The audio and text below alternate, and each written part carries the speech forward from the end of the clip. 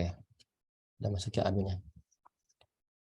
Atau semi otomatis, jadi sejumlah besar data untuk menemukan pola dan aturan. Yang hampir sama ya pengertiannya dari setiap ahli, itu pengenalan pola dan aturan. Oke.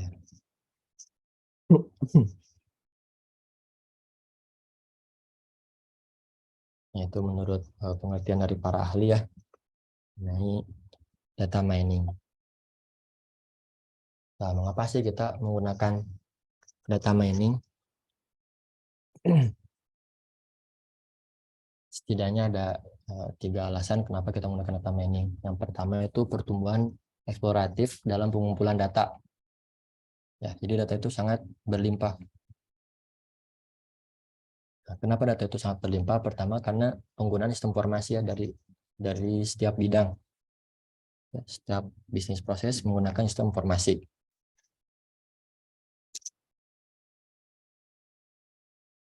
Dan teman-teman sudah merasakan juga di kehidupan sehari-hari ya, mulai dari net banking gitu, mulai dari pembelian, kasir, itu semua menggunakan sistem informasi. Sampai government juga untuk melayani masyarakatnya sudah menggunakan sistem informasi. Lalu penyimpanan data dalam database relasional, data warehouse, dan big data. Lalu tersedianya peningkatan akses dari navigasi web atau internet atau data historisnya.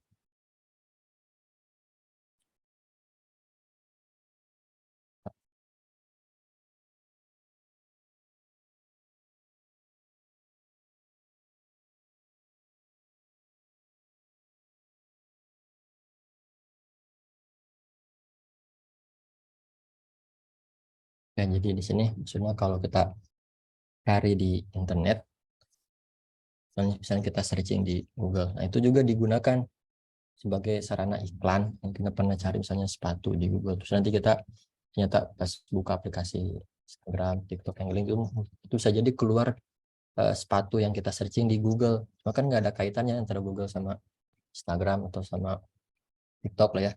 Tapi iklannya bisa muncul di situ.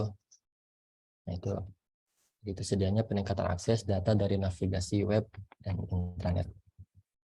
Lalu alasan yang kedua itu data akan sia-sia jika tidak digunakan dengan benar. Ya.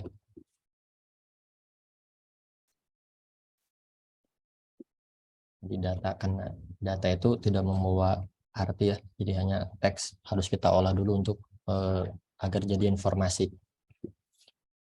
Lalu yang ketiga, kita harus menemukan cara yang lebih efektif untuk menggunakan data dalam proses pendukung keputusan daripada hanya menggunakan bahasa query tradisional atau SQL query. Jadi itu 3 alasan kenapa kita menggunakan data mining. Nah, lalu apa hubungannya dengan BI atau Business Intelligence? Yang menurut Gartner Group, BI adalah proses mengubah data menjadi informasi dan melalui penemuan mengubah informasi itu menjadi pengetahuan. Ini sangat berhubungan dengan mata kuliah kita, data warehouse and business intelligence ya. Mengubah data menjadi informasi dan melalui penemuan mengubah informasi itu menjadi pengetahuan. Nah, nanti kita akan coba bahas ya, ini lebih detailnya mengenai apa sih yang diubah itu dari data, kenapa bisa jadi pengetahuan. Kita akan lebih bahas di slide selanjutnya. Lalu pada jenis data apa si BI ini? Pertama, data warehouse tentu saja. Transaksional database juga bisa, dan advanced database system. Bisa jadi spasial, temporal, time series, multimedia, ini misalnya gambar, ya itu juga bisa diolah. Lalu teks dan situs web www dan lain sebagainya. Jadi banyak data yang bisa diolah. Nah, kira-kira seperti ini gambarannya dari mana bagaimana data berubah menjadi pengetahuan. Ini pertama sumber data, lalu akan di cleansing, selection, mana data yang kita gunakan, mana data sampah, lalu ditransformasikan, lalu di sini kita menemukan pattern-nya, ya. Lalu yang terakhir adalah implementasinya dan evaluasi.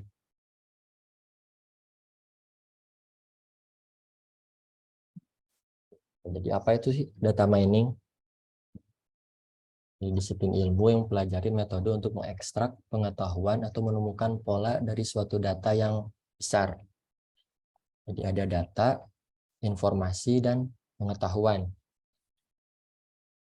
Kalau data itu fakta yang terekam dan tidak membawa arti, jadi hanya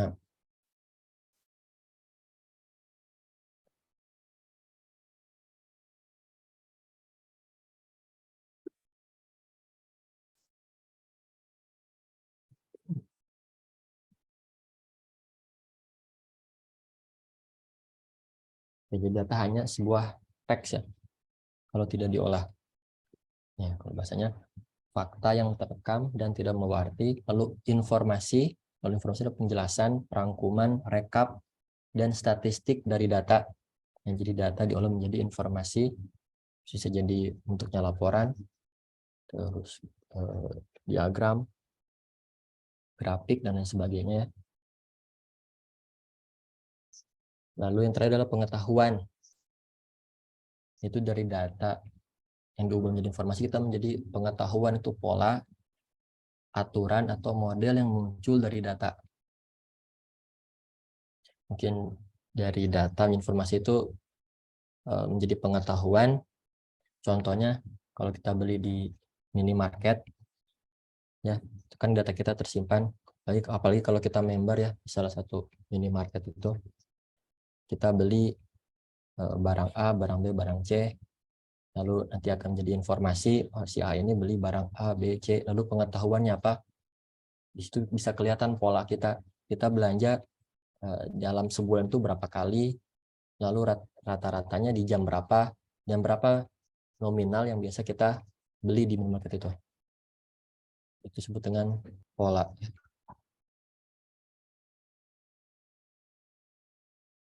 Nah, lalu sehingga data mining sini disebut knowledge discovery in database atau KDD. Kira-kira seperti ini. Jadi data, informasi, pengetahuan, yang terakhir adalah kebijakan. Ini kalau kebijakan tergantung dari perusahaannya ya. Apakah dia akan mengambil kebijakan dari pengetahuan itu ataukah tidak.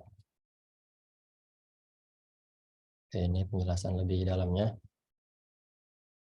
Data tidak membawa arti, merupakan kumpulan dari fakta-fakta tentang suatu kejadian, suatu catatan terstruktur dari suatu transaksi, merupakan materi penting dalam membentuk informasi. Ya, kalau nggak ada data, nggak ada informasi ya. Jadi kalau ada gosip, nggak ada data, berarti itu hoax ya.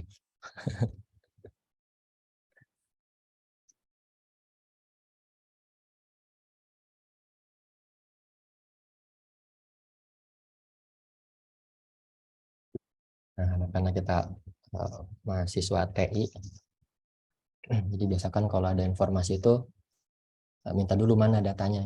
Jangan sampai kita termakan hoax ya. Karena kita tahu kan bagaimana cara hoax itu berkembang. Lalu kita juga harus tahu cara agar hoax itu tidak berkembang. Dengan cara kita searching dari sumber datanya, apakah benar, valid, atau tidak, dan lain sebagainya ya. Jangan sampai kita menjadi media yang menyebar hoax itu. Ya, jadi itu data. Lalu informasi itu hasil olahan dari data setelah direkap atau dirangkum. Hasil statistik dari data, lalu sekumpulan data atau fakta yang telah diproses dan diolah sedemikian rupa sehingga menghasilkan sesuatu yang bisa dipahami dan memberikan manfaat bagi penerimanya. Yaitu informasi. Nah, lalu ada pengetahuan, itu gabungan dari suatu pengalaman, nilai, informasi kontekstual, dan juga pandangan pakar yang memberikan suatu framework untuk mengevaluasi dan menciptakan pengalaman baru dan informasi. Itu menurut Thomas Davenport. Lalu bisa berupa solusi pemecahan suatu masalah, petunjuk suatu pekerjaan, dan ini bisa ditingkatkan nilainya, dipelajari dan juga bisa diajarkan kepada yang lain pengetahuan ini. Nah, ini kita masuk di contohnya. Kalau tadi hanya penjelasan, biasanya lebih nangkap kalau dapat studi kasus ya. Mungkin bisa diperhatikan di sini bagaimana data kita olah menjadi informasi, menjadi pengetahuan, dan hasilnya adalah menjadi kebijakan. Nah, kita lihat di sini ada data kehadiran karyawan. Teman-teman aplikasi absen lah seperti ya. Jadi ini sederhananya ada ID karyawan, ID 001 sampai ID 005.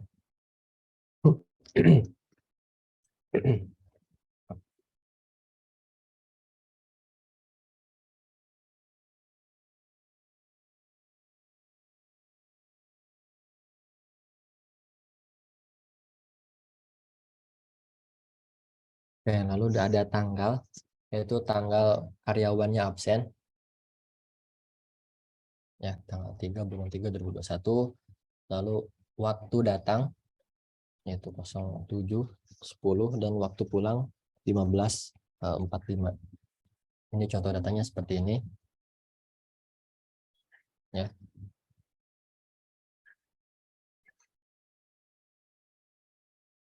Nah, dari data absensi ini, data kehadiran karyawan ini, itu menjadi informasi, yang pertama informasi akumulasi bulanan kehadiran karyawan. Ya, jadi setelah direkap, ini kan hanya per tanggal, setelah direkap, data itu menjadi informasi. Misalnya pas 1 bulan itu, ID karyawan 001, jumlah masuk 25 kali. Alfa 0, cuti 0, sakit 0, telat 0. Lalu dari 02 itu masuknya 19 kali, alfa 5 dan sakit 1. Lain sampai ke bawah. Ini menjadi informasi akumulasi bulanan kehadiran karyawan, yaitu ya dari data menjadi informasi. Nah, dari informasi itu menjadi pengetahuan, itu pola kebiasaan kehadiran mingguan karyawan. Jadi setelah direkap seperti ini, itu dicari polanya. Ternyata yang terlambat, kan kerjaan di hari Senin, Selasa, Rabu, Kamis, Jumat. Yang terlambat di hari Senin itu ada 8 karyawan. Lalu yang terlambat di hari Selasa 1, Rabu 0, Kamis 1, dan terlambat dari Jumat ada 5 orang. Lalu yang statusnya pulang lebih awal, Senin itu 0, Selasa 1, Rabu 0, 92, dan Jumat ada 9 orang yang pulang awal.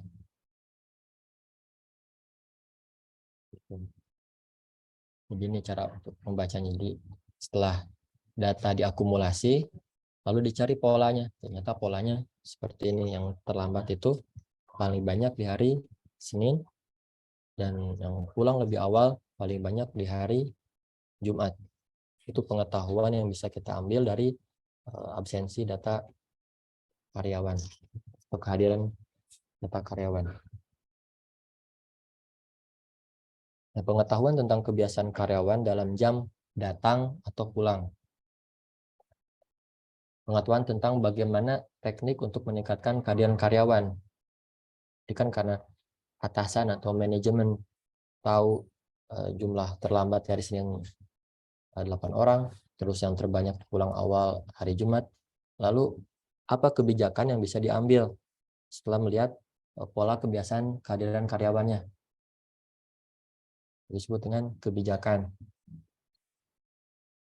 Nah, kebijakan penataan jam kerja karyawan khusus untuk hari Senin dan Jumat. Ya, nah, kalau kita lihat di sini sangat banyak ya, 8 orang ini, 9 orang contohnya. Nah, maka diambillah kebijakan peraturan jam kerja. Nah, hari Senin dimulai jam 10, ya dari awalnya jam 8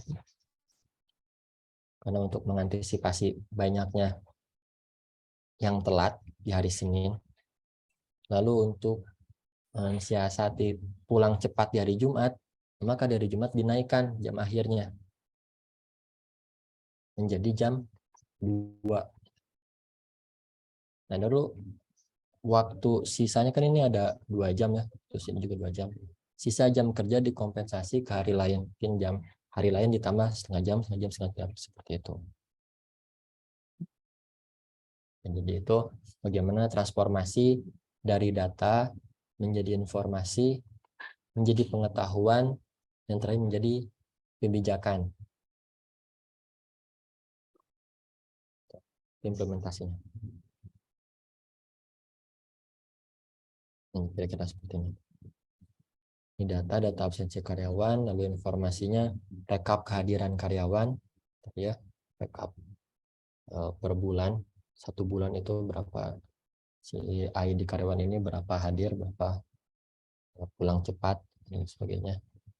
Lalu pengetahuan yang bisa kita ambil untuk pola kebiasaan datang dan pulang karyawan. Lalu kebijakan yang diambil adalah penataan jam kerja karyawan. Kalau digambarkan seperti ini, jadi data kita punya data, cuman kan kalau data itu tidak diolah hanya berupa hanya berupa teks saja. Lalu untuk menjadikan informasi kita harus menandai, kita buat grafik, kita buat rekap, ya. Lalu jadi knowledge ini ternyata ini saling berhubungan. Lalu kita dapat mengambil insight, dan terakhir adalah wisdom, ya. Ada yang menanyakan sampai sini mengenai data yang diolah menjadi informasi, menjadi pengetahuan, dan terakhir menjadi kebijakan.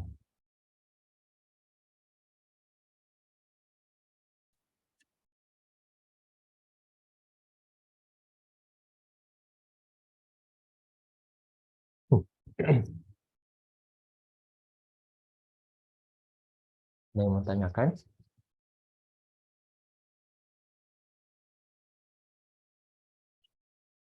Kita baru bahas definisi data mining, kayak pengantar data mining.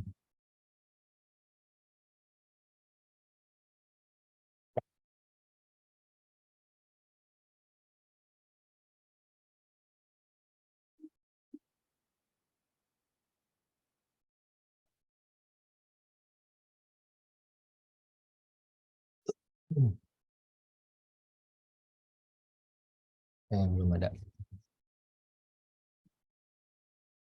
Paham lah ya.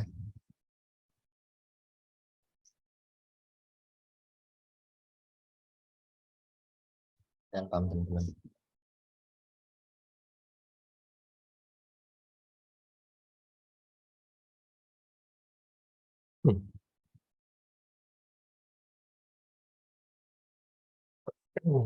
Lalu untuk mengubah data ini, karena ini datanya hanya sedikit ya kalau kita lihat dari kehadiran karyawan. Kalau datanya sangat banyak, kita sangat sulit ya untuk mengambil bentukan pola. Nah, lalu ada data mining untuk mempermudah kita. Dalam data mining itu ada 5. Pertama klasifikasi, kedua ada estimasi, prediksi, clustering, dan asosiasi. Nah, di sini masih bingung sih apa sih bedanya klasifikasi, estimasi, prediksi. Bahkan tipis ya perbedaannya, hampir sama.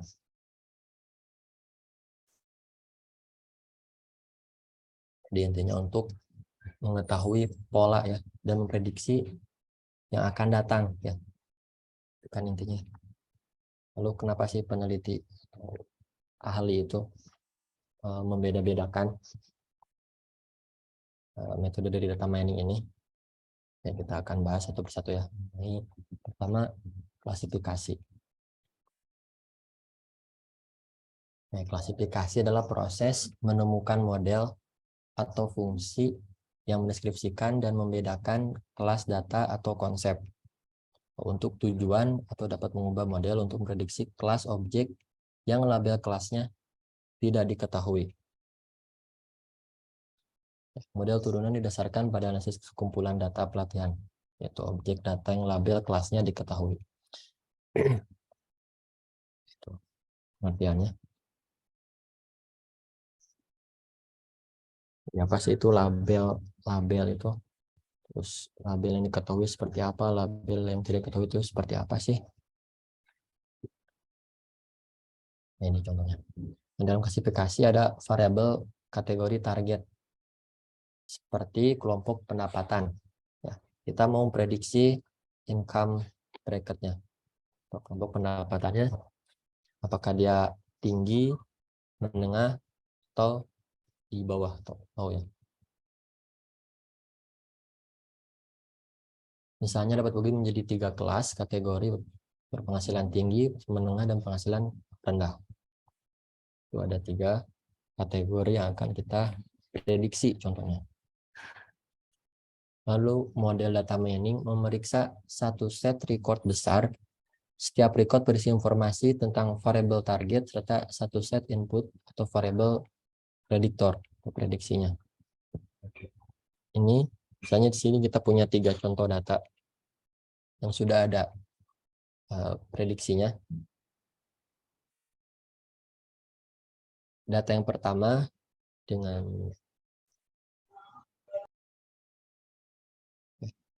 umur 47 tahun, lalu gendernya perempuan, lalu pekerjaannya software engineering. Dari data itu menghasilkan bahwa dia berpenghasilan tinggi. Lalu ada subjek kedua dengan umur 28 tahun, gendernya laki-laki, terus pekerjaannya marketing konsultan. Dia berpenghasilan menengah, middle. Lalu ada umur data yang ketiga, umur 35 tahun, gendernya laki-laki, lalu dia tidak bekerja, menghasilkan low, penghasilan rendah.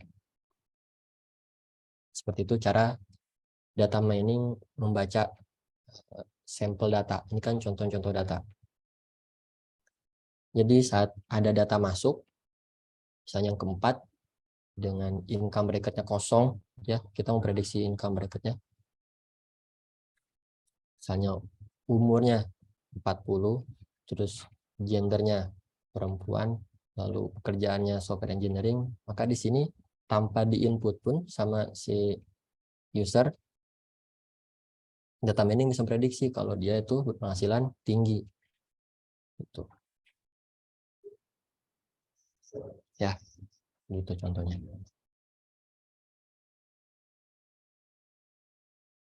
Inilah. Ini jadi aturan-aturan, jadi data decision tree, lalu juga neural network juga bisa aturan-aturan seperti itu. Ini kita nanti akan bahas mengenai decision tree juga ya. Dicek apakah umurnya masih muda, sudah senior, dia masuk ke kelas C. Jadi kalau dia masih muda, income-nya kalau tinggi berarti masuk ke kelas A, income-nya rendah dia masuk ke kelas B. Jadi kan kita bahas ya rincinya. Nah, itu mengenai klasifikasi.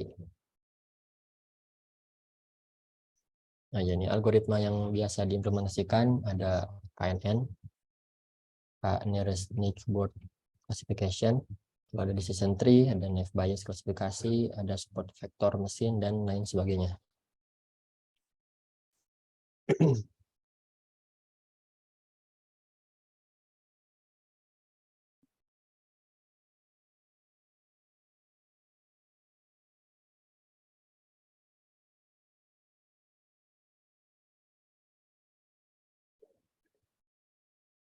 Oke, lalu yang kedua ada estimasi.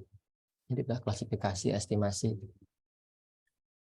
Estimasi mirip dengan klasifikasi, kecuali bahwa variabel targetnya numerik dan bukan kategoris. Angka, jadi yang diestimasi itu angka. Kalau klasifikasi tadi kategori ya, jadi dia itu high, middle, atau low, itu kan kategori ya. Kalau estimasi itu bentuknya angka targetnya. Model dibangun menggunakan catatan lengkap yang memberikan nilai variabel target serta prediktor. Hampir sama datanya seperti klasifikasi. Lalu contoh dari estimasi ini yaitu memprediksi IPK mahasiswa pasca sarjana berdasarkan IPK sarjana mahasiswa tersebut. Ya, jadi ini kalau yang udah lulus S1 nih, terus dia mau daftar S2. Nah, pas masuk di S2 itu, misalnya kampus menggunakan prediksi nih, estimasi berapa IPK mahasiswa yang baru masuk ini di akhirnya.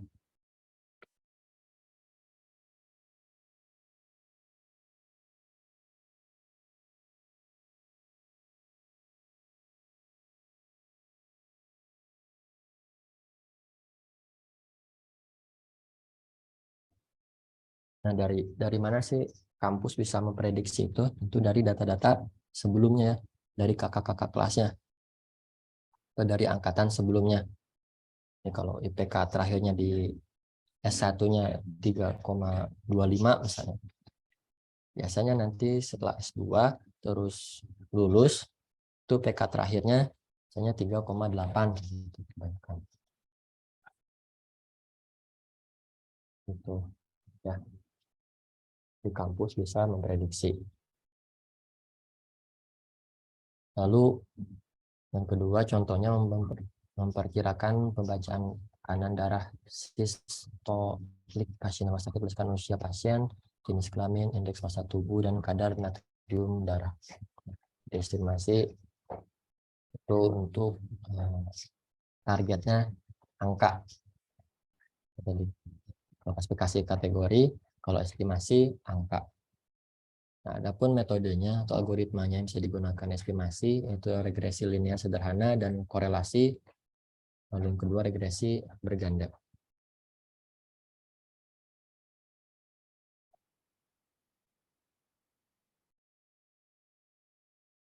Oke, lalu ada prediction.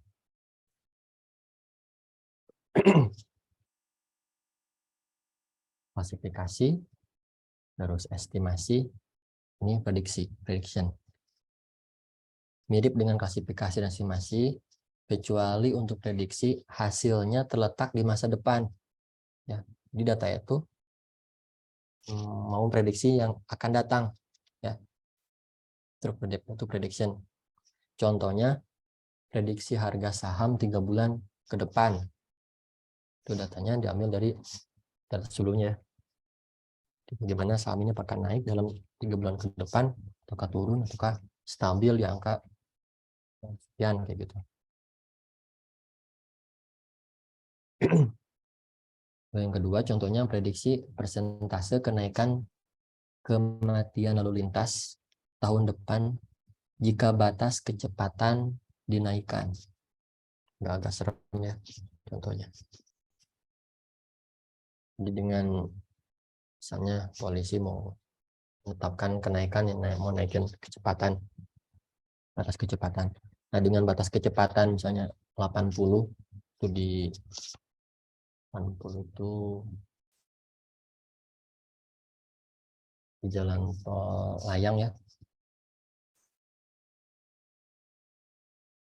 di MBZ misalnya. Itu batas kecepatan 80 ya. Nah, dengan 80 terus dengan data-data sebelumnya, dengan 1 tahun sebelumnya, itu berapa tingkat kejadian tabrakan yang meninggal itu berapa. Itu menjadi masukan untuk polisi apakah dia akan menaikkan kecepatan, apakah menurunkan atau ataukah stabil di 80. Dia tidak mengambil kebijakan lagi. Gitu. Ada pertanyaan, Pak. Oh ya, silahkan. Untuk tingkat akurasi prediksi harga saham ini, tingkat akurasinya gimana, Pak? 100%, Pak? Kayaknya nggak ada yang 100% prediksi. Kalau 100% itu biasanya kayak kalau bandar ya, 100%. Ya. Bandar bisa naik turunin. Pak Tahu memiliki tools ini ya, Pak, untuk prediksi harga saham? Kita pakai Orange. Oh, Orange. Oh, iya, Pak. Orange. Setahu saya nggak ada yang bisa 100%, pasti ada margin error ya, sehingga di tingkat berapa persen errornya dari prediksi. Nah, dari mana karena harus tadi ke depan, bagaimana dia bisa menentukan tingkat error ya. Jadi setelah contohnya prediksi saham ya, kan saham A itu 1000 misalnya, terus saham B 2000 di data-data sebelumnya, lalu masuk di bulan yang datang, ketika kan kita bisa ngecek error itu kalau data baru itu dibandingkan dengan data yang sudah kita punya. Lalu dicek apakah benar setelah berjalan 1 bulan nilainya sekian, lalu turunnya berapa, itu bisa dicek errornya berapa. Itu cara pertama. Bisa juga dengan pembagian sampel dan tes. Jadi kita punya data 3 bulan, lalu kita jadikan data sampelnya, sampel itu yang kita ketahui, jadi produk A sahamnya 1000, terus di bulan 1, sebulan 2 jadi 1200, lalu di bulan 3, nah di bulan 3 ini kita kosongkan yang udah kita ketahui, lalu kita uji modelnya apakah benar apakah tidak, lalu dicek tingkat errornya. Ya itu. Bagus pertanyaannya.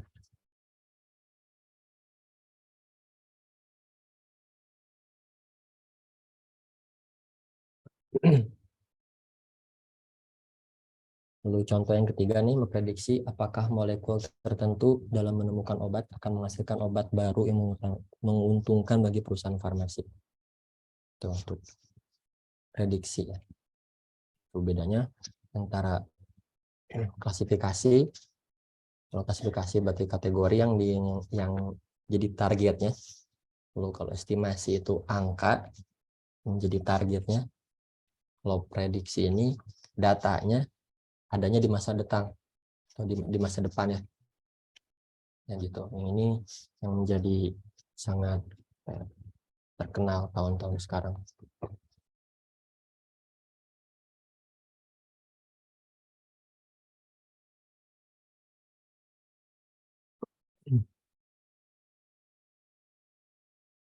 Dan pas zaman-zaman COVID tuh banyak prediksi COVID nanti akan turun di tahun sekian. Itu dari mana datanya? Tentu dari tahun-tahun sebelumnya, dari tingkat turunnya, tingkat naiknya seperti apa. Habis itu dimasukkan prediksi, algoritma prediksi, lalu keluarlah angka, ternyata turun di tahun 2026 gitu. Itu angkanya dari prediksi. Nah, apakah salah satu hanya prediksi ini aja yang bisa kayak menjadi metode? Sebenarnya ada beberapa ya bidang ilmu. Karena kita IT jadi sangat familiar dengan prediksi ini. Ada juga dengan bidang ilmuwan, misalnya kan pandemi itu berhubungan dengan kesehatan ya, tingkat wabah. Nah, di wabah juga ada lagi, dan itu berlainan dengan prediksi yang kita pelajari. Ya, harusnya itu menjadi kombinasi, harusnya saling mengkoreksi kedua bidang itu, yang bisa saling bersautan keduanya. saling berdampingan kayak gitu. Kan pernah booming juga kan beritanya. Itu juga. Yang keempat ada clustering.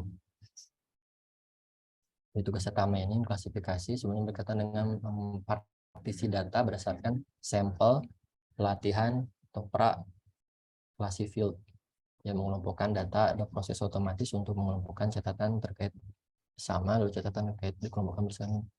Jika memiliki nilai yang mirip untuk atribut, kelompok-kelompok tersebut biasanya terpilih. Oh ya, jadi klasifikasi ini tidak memiliki target ya. Jadi dia itu akan mengelompokkan datanya sendiri-sendiri. Nah, kayak gini.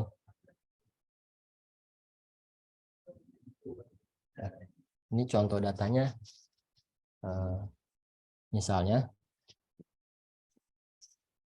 di minimarket yang paling gampang itu tingkat yang belanjanya di atas rata-rata. Misalnya ini angka ya. Jadi ini dari angka 10, 20, 30, 40, 50 sampai angka 1 juta lah ya. Lalu ini barang A, barang B, barang C. Nah, itu saat kita masukkan data itu ke dalam diagram, dia itu akan mengelompokkan sendiri-sendiri. Ya. Titik-titik ini data-datanya. Setelah kita lihat di grafik, lalu kita bisa menentukan ini kelompok A, ini kelompok B, ini kelompok C. Ya. Kita bisa mengambil datanya seperti itu.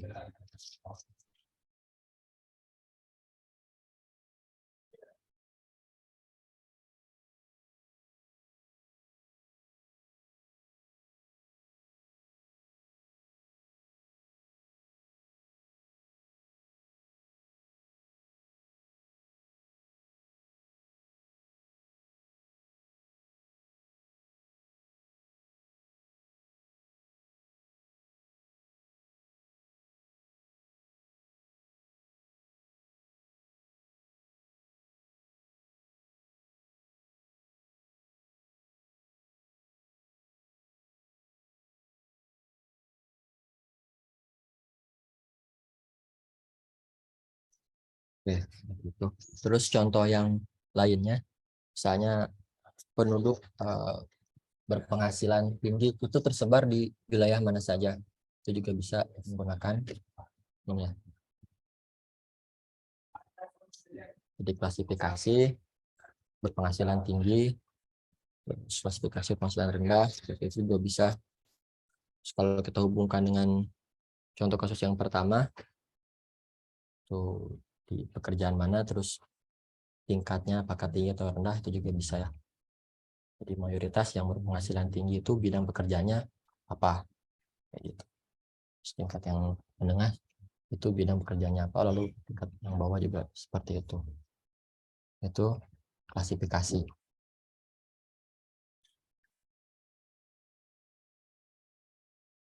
Algoritma yang bisa digunakan adalah hierarchy clustering dan K-means clustering.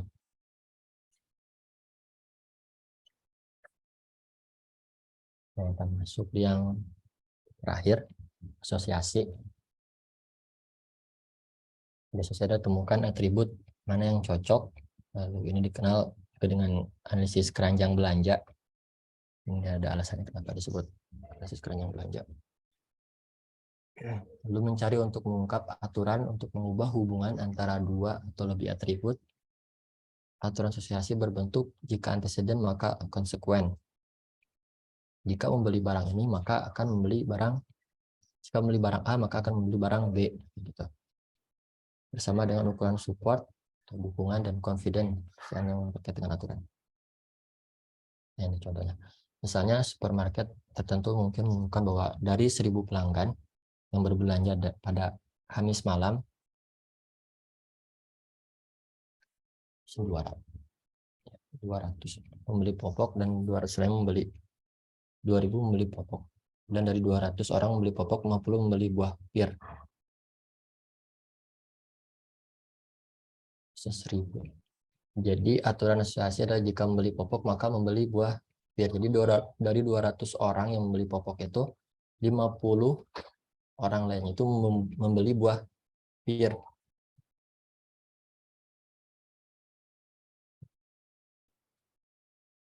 Atau paling gampangnya kalau di minimarket teman-teman beli roti, terus beli susu juga kayak gitu, atau juga beli kopi gitu. Itu keranjang belanja.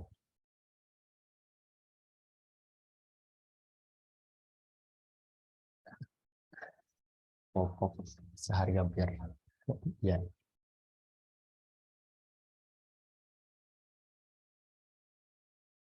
Jadi supportnya 200 kali jumlah pembelian 1000 ada 20%, confidentnya 50 yang membeli pokok, membeli buah pir, dari 200 yang membeli pokok itu 25%. Jadi nanti kita akan bahas juga lebih dalam mengenai support dan confident ini. Nah, lalu di sini ada dua algoritma yang bisa digunakan, itu a priori dan FP growth. Ya.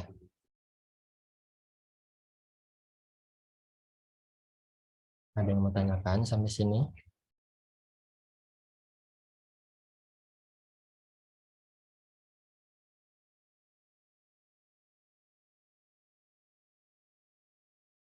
Ya, kita sudah bahas klasifikasi, estimasi, prediksi, clustering, dan asosiasi. Itu pengantar dari data mining. Bedanya tipis-tipis ya. Ada klasifikasi, estimasi, dan prediksi.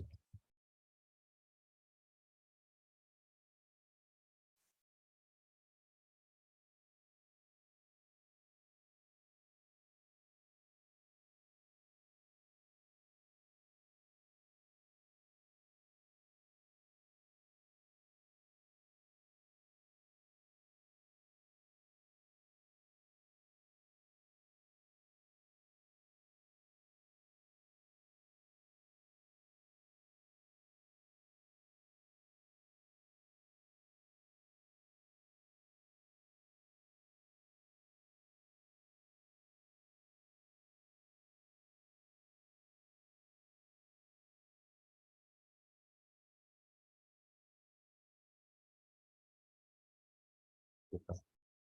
Yang tanyakan sampai sini?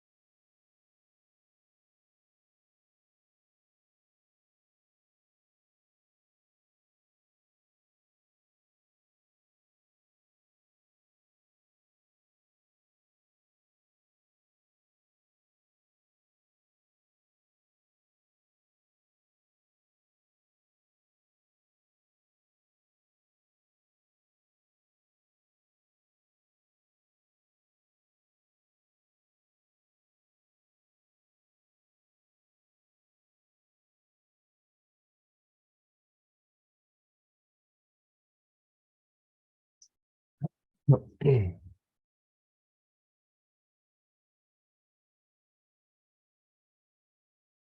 Tuh, Putri sering belanja popok kayaknya tuh.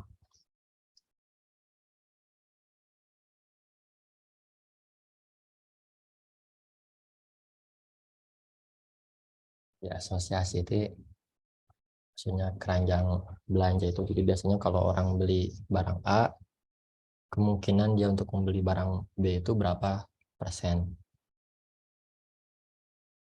Lalu Nah, dari data itu biasanya minimarket atau supermarket akan mendekatkan barang yang biasanya dibeli berbarengan dengan barang A misalnya gitu. Disebut dengan analisis keranjang belanja.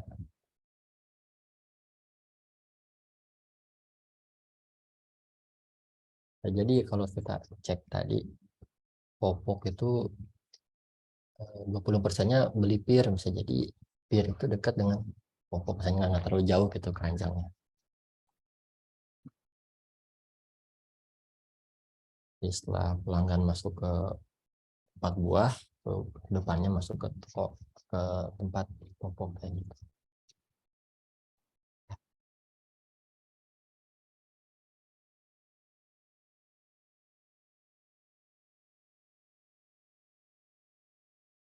Ada pertanyaan? Habis itu masuk di tugas ya. Tugasnya presentasi kelompok. Satu kelompok berarti 2 orang.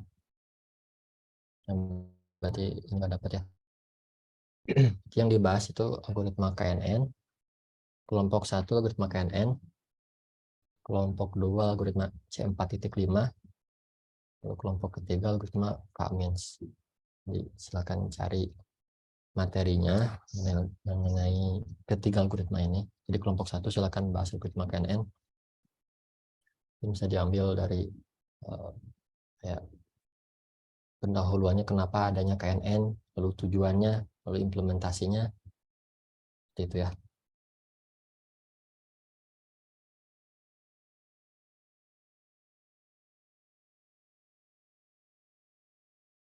Satu kelompok 2 orang.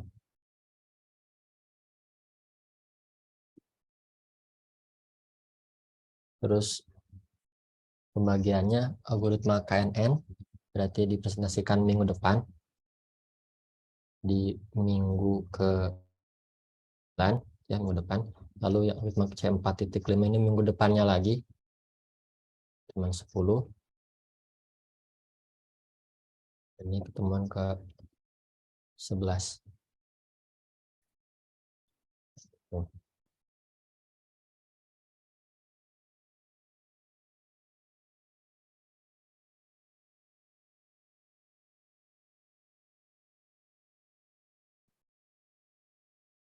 Ada yang mau jadi kelompok 1, harus dipilih. Insya Allah saya siap jadi kelompok 1, Pak. Sama siapa nih kelompok 1? Pilih rekannya. Sama Iqbal. Iqbal. Oke. Kelompok 1.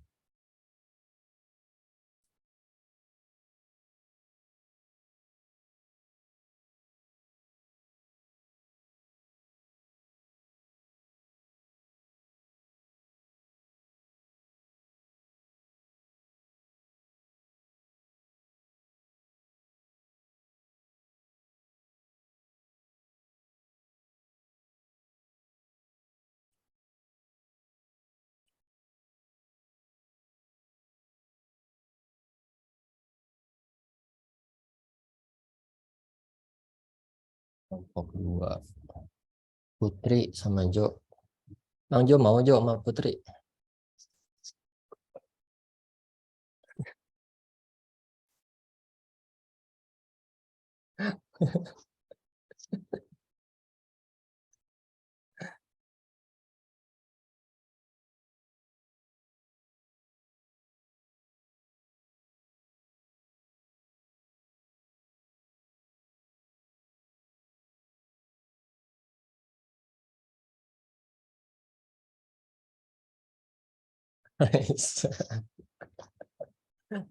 Tugas kelompok kemudian nggak beres katanya Jo.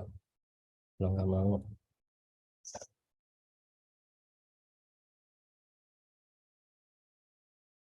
Ya, kelompok 1. N.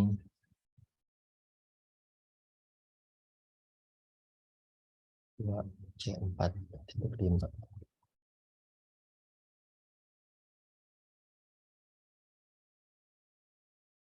Kak Mins, Monika sama siapa Kak? Kalau Salahuddinnya nggak ada, nggak apa-apa, Pak. Munik sendiri. Sama Solah ya, berarti nanti hubungin Solahnya. Iya, Pak. Yang bahas itu Kak Mins ya. Iya, Pak. Yang dipersiapkan materinya, apa yang didapat dari internet silakan sharing di kelas, kita akan sama-sama bahas ya. PNN berarti punya waktu 1 minggu, C4.5 2 minggu, Kak Mins 3 minggu ya, lebih matang lah ya, lebih lama sampai lebih matang. Biasanya dibikinnya dadakan ya. Kalau dadakan lebih cepat ngerjainnya.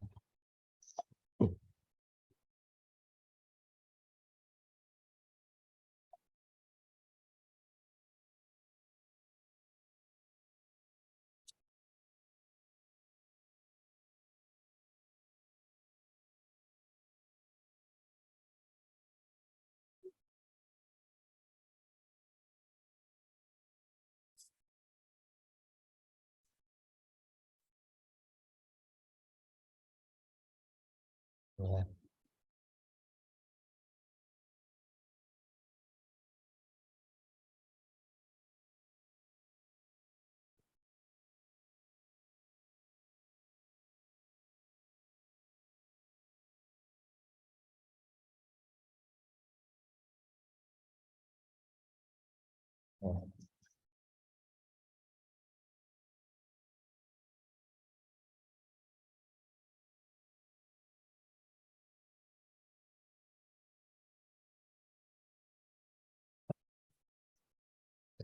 Bilangin jadi hasil akhirnya yang pengen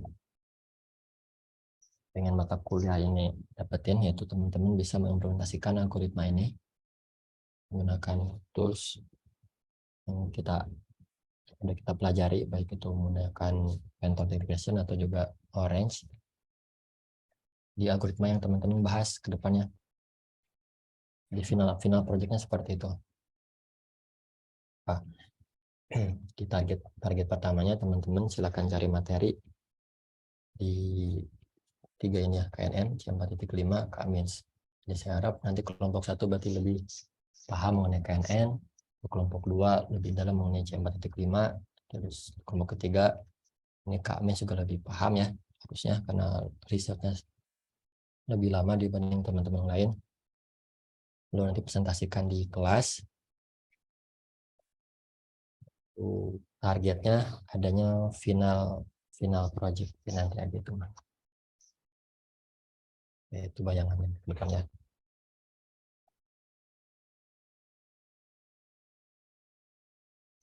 Oke, ada yang mau tanyakan sampai sini?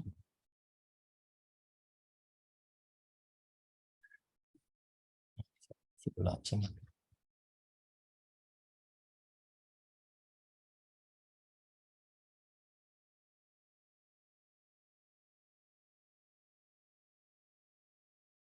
Ahmad ada, terus Yosafat, Iqbal, Kak Solah doang yang nggak ada ya?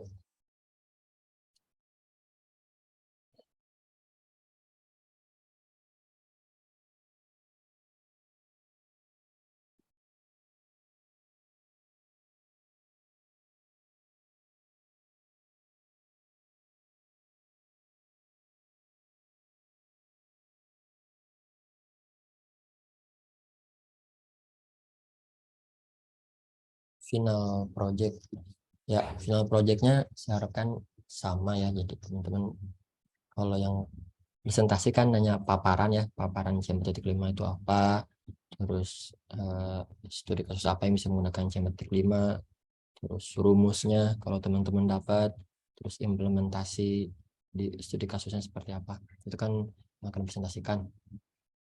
Lalu final projectnya nanti teman-teman, ini gambar aja ya, nanti teman-teman cari dataset di internet, datasetnya apa saja.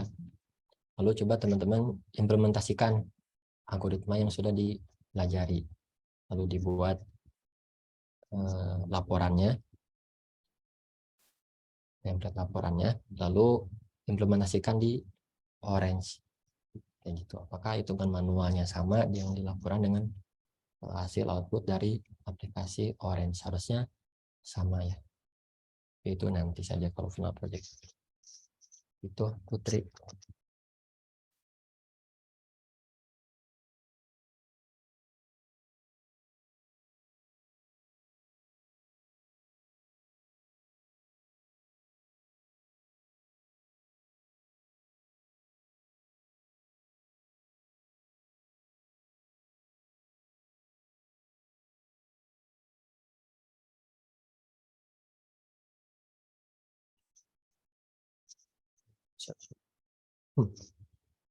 Ada lagi pertanyaan? Sudah cukup?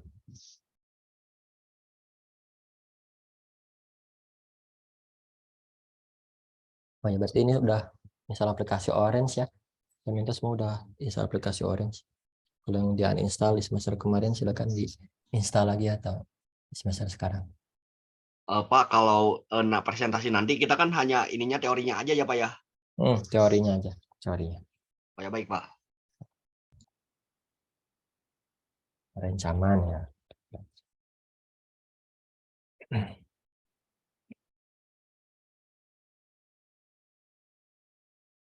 Oke, saya rasa cukup ya untuk hari ini. Insya Allah kita akan bahas KNN di pertemuan yang akan datang.